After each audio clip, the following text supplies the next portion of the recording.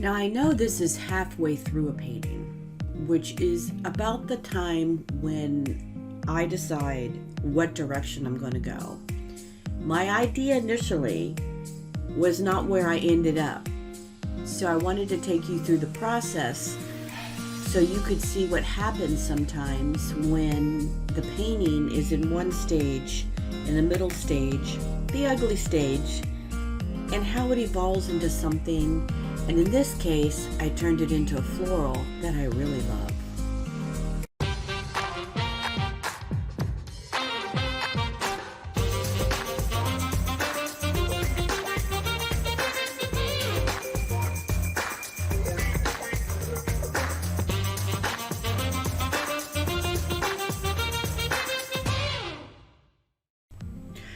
When I painted this painting, I really thought it was going to be kind of abstracts and some variation of blues. And I finished it and I wasn't feeling it. So what goes through my mind when I get to this stage is what am I feeling? What am I per se craving? What am I wanting to do with this painting? Many times I will just let a canvas at this stage, sit in front of me for a little bit until I feel like I know what direction I want to go. I honestly can't say that I'm always inspired to go another direction. Sometimes I will go look at Pinterest. I'll look at some of my other paintings. I will look at some TV shows that I know have larger abstracts. I'm not quite sure sometimes where the inspiration comes from, but, and I can't say I'm always inspired, but sometimes what happens is I just all of a sudden know what direction I want to go. Will that be the final direction for this painting? Sometimes I don't know. I may paint layer and layer and layer on top of each other, because what happens is when I looked at this blue, nothing was stepping out at me. And so I knew that I had to take it a different direction. When I get to a certain point, that layer beneath has helped me create what I'm painting now. And the same thing with each subsequent layer. The drips, the marks, sometimes the scratching into the wet paint all helps me take the next step. Nothing is lost. I've had people ask me before, why do artists completely cover up their paintings? And it's the painting that talks to you and tells you where you need to go next. It's not that an artist paints on the top of every single painting and completely changes it, because there's a lot of the peaks from the painting below that comes forth. So that's what's going to happen with this one. It actually turned out to be a totally different painting. It turns out to be a floral, an abstract floral. But the flow of this painting, in fact, I had already put a picture hanger on the back because I had a direction in mind, and it ended up being the opposite. So I totally went a different direction. And I feel that's okay as an artist. I don't always have to know when I'm painting these strokes where I'm going to go. I don't have to feel constrained to keep the blues in there. I don't have to feel like, okay, this has got to be what I planned it was initially, because that puts a constraint on me, and I love the freedom. I love to be able to take the risks, and it's just canvas. If I totally come out with something that I don't like, that's okay with me. Now I'm starting in with some greens because the blue is pulling me to add greens. And later on, I do mute the greens a little bit, but I do use some of the idea of where I'm putting the green for where I'm going to be putting my flowers. So it's kind of like a visual thing of where the flowers are going to be. In fact, when I added that one spot of blue down there, I almost thought, well, maybe that will be a vase, but it doesn't end up being a vase. It ends up being a painting with florals, just very loose florals on the canvas, almost like you're looking through a window of someone's house and seeing the top part of the florals, and maybe the wind is blowing. I don't know, but I just went with what I was feeling, not necessarily inspired, but just how I was feeling. So I'm going to let you listen to the music, and I'll pop in periodically and just tell you what I'm doing. And I might speed some of this up so you can still see what I'm doing, but it's not every single stroke that I'm doing.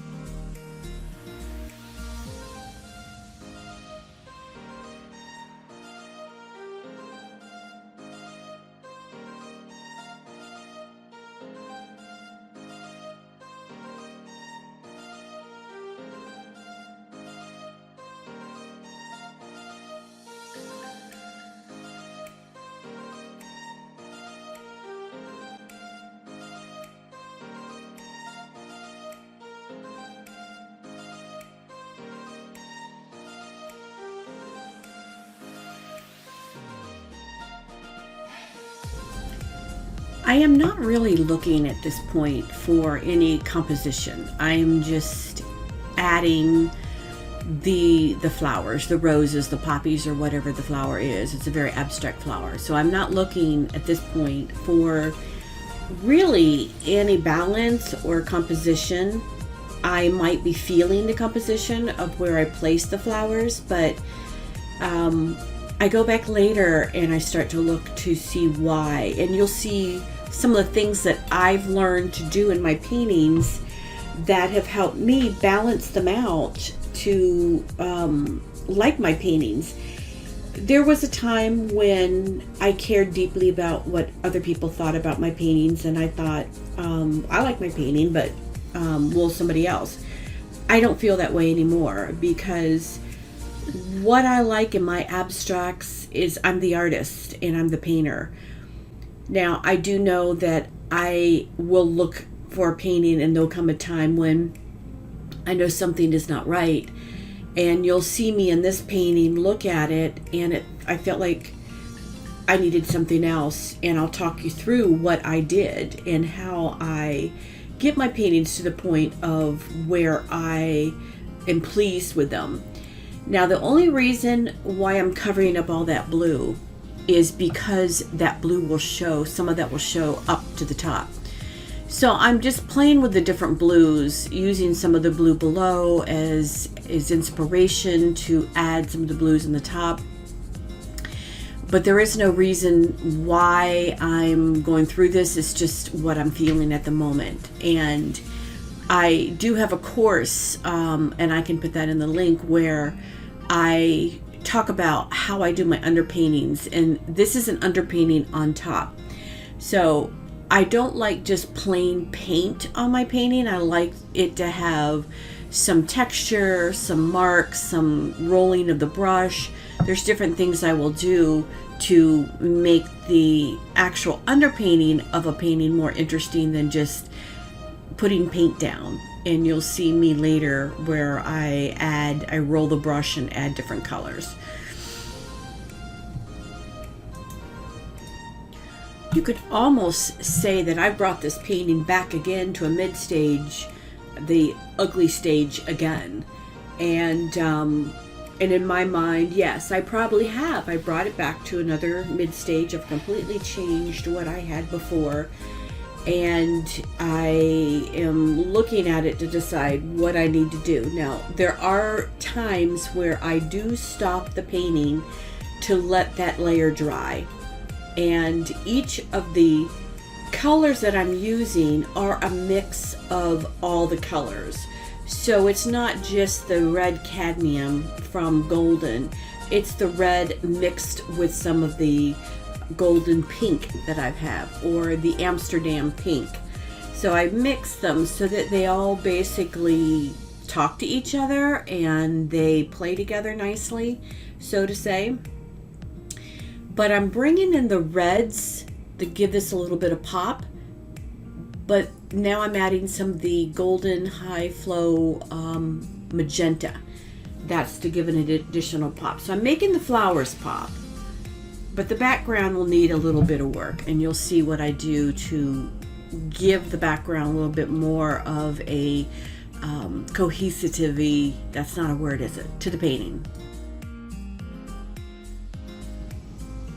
Now, I did not get my camera turned on when I did this, and I realized that it wasn't recording. But what you can see I did is I took some of the dark blues and just put them around the roses or the flowers.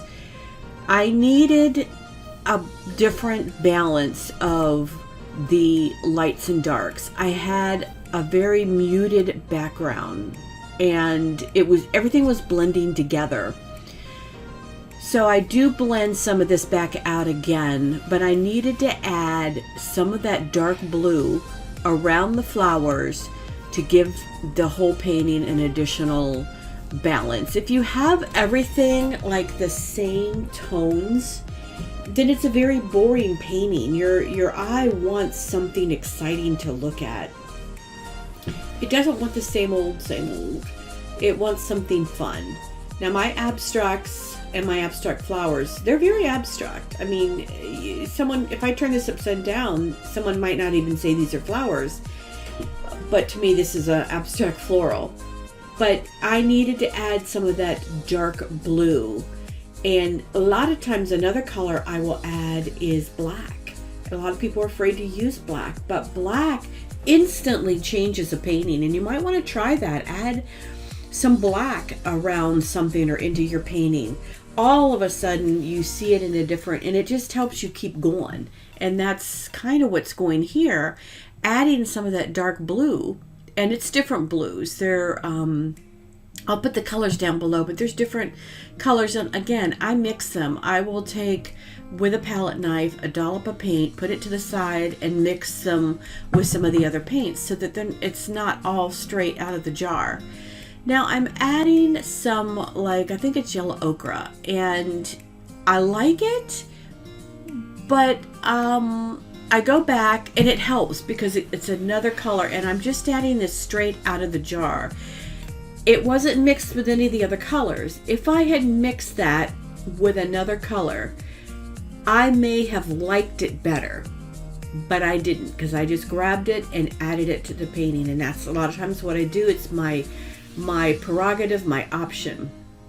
But you can see I go back and I choose a cadmium yellow light to, I want a different pop there. I want to bring in a brighter yellow, and I didn't like that yellow. I'm using a palette knife here to go through and just add lines. I won't keep all of them, but it's kind of just, in my opinion, adding a line to, of the direction where the flowers are going.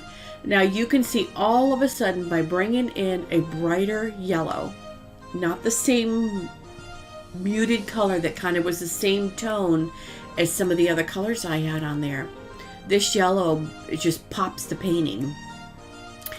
I love it. Some other people may not like the addition of yellow to take the roses out of a traditional rose, but it's what I liked, and I needed the pop. So you can see what's going here. It's the balance back and forth between some lights and darks and some excitement, and that's what's making the painting, in my opinion, come alive.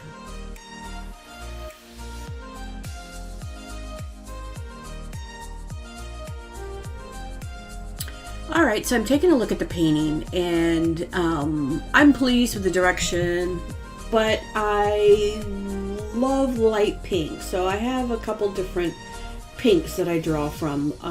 I love golden, and I love, there's an Amsterdam, a couple pinks that I love. So I'm grabbing a couple different pinks, and actually just out of the tube on these, and just adding them directly. And over to the side, I am mixing some of them to give maybe a variation of a couple pinks, but I'm just adding them to the roses or the flowers just to kind of give them a different abstract pop. And I'm not totally looking at the composition still, but I'm looking at the roses to ensure that there's a good balance of the maroons and reds and pinks. So that's what I'm playing with here. And that's a cadmium red that I'm grabbing straight out of the jar to give the petals a little bit more of a texture. Some of when I put it down, of course you can't see it, I'm leaving it thicker than some of the other, so there is texture that's being built up on each of the flower and each of the petals.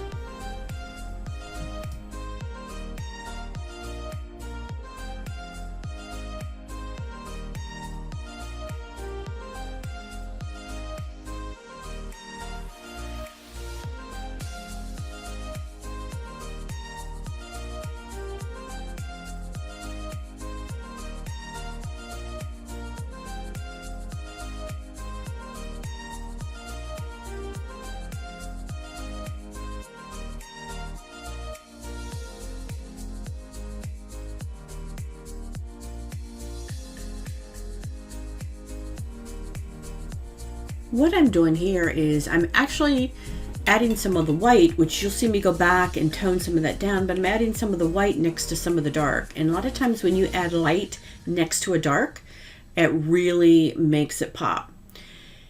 So I'm going in and I'm finding that my background, although I love it, is it's chaotic. So I'm adding some more of a smoother look to the background. But as you can tell, every once in a while I'll dip into a darker blue and I'll roll my brush. There we go, and then I'll smear it in. I don't like a very smooth background. I want less chaos than you see, but I don't want a very smooth background. So you see me go in and use my fingers, use the brush to just roll it around, add some different blues in there, add darker blues to it, so that it's not all a smooth color. And there I'm adding white using my fingers, blending it in. That's what I do. I don't want the painting to have a very smooth. I want it still a very abstract, very textured looking background, but I want to take some of the chaos out of what I had going on. Here I'm just taking the paintbrush and slapping the paint on there in a very haphazard way to kind of give some more additional texture to it.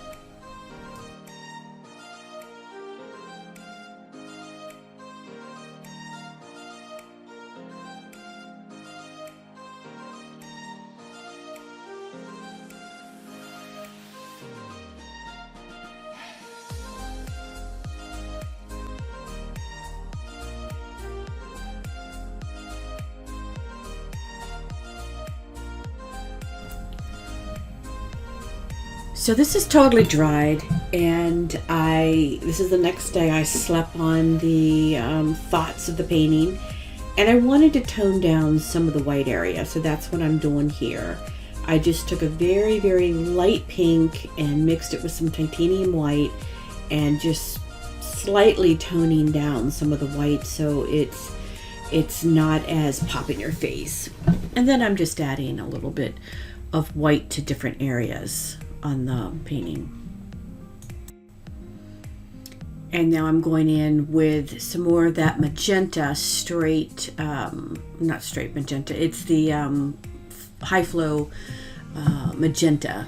And again, just trying to make things pop. I'm adding some more of the blue. I looked at it and I thought, where does the eye flow? And there was a space down here at the bottom that I'm going to work on shortly where I'm helping the eye flow, and I love that blue. It's the ultramarine blue, and it's a high flow, and I just dip my brush down in the high flow, and I'm loving the way it just adds the painting, and I wanted the eye to flow through the painting and not get stuck somewhere or not stop. And so that's what I'm doing. I'm just adding some things down, very heavy at the top. I wanted to bring it down to the bottom, and so I'm playing with the bottom part of the painting to see what I can do. And I still have a spot down there that I'm going to be working on. Even after I sign the painting, I'm going to be working on a little bit of the bottom.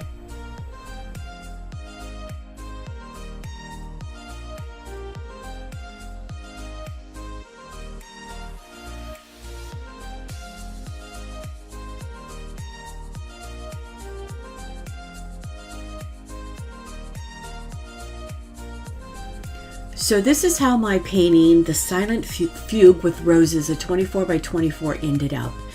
As you can see at the bottom, I took my finger and just dipped it in the magenta and added a couple of the kind of like a spreaded dot of a maroon at the bottom, just to kind of balance out that empty space. And this is how I do my paintings. I'm sharing with you my process. I'm sharing with you how I do my paintings. I may not be the painter that you want to learn from, but I hope that you can learn something from me, and I will certainly share what I know with you. And the thing with this painting that made the difference, in my opinion, was adding the darks and the lights, and adding them in such a way that the eye was able to flow through the painting from one spot of the painting to the other.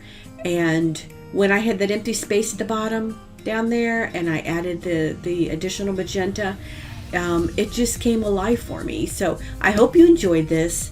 I would love a thumbs up. I share with you from my heart. I share with you what I paint. I may not be the artist that you're going to learn the most from, because there may be another artist that paints differently that you resonate with, but I hope there's some things that I share that you're able to pull some things that will help you in your art journey, and that's what it's all about. And I'd love to hear from you. I'd love to hear some of your thoughts, and I'd love for you to send me at Cheryl@CherylWilsonArt.com any of your paintings that you've been doing. I would love to see some of your work. So anyway, I hope this has been helpful, and thank you for watching my video. I really appreciate it.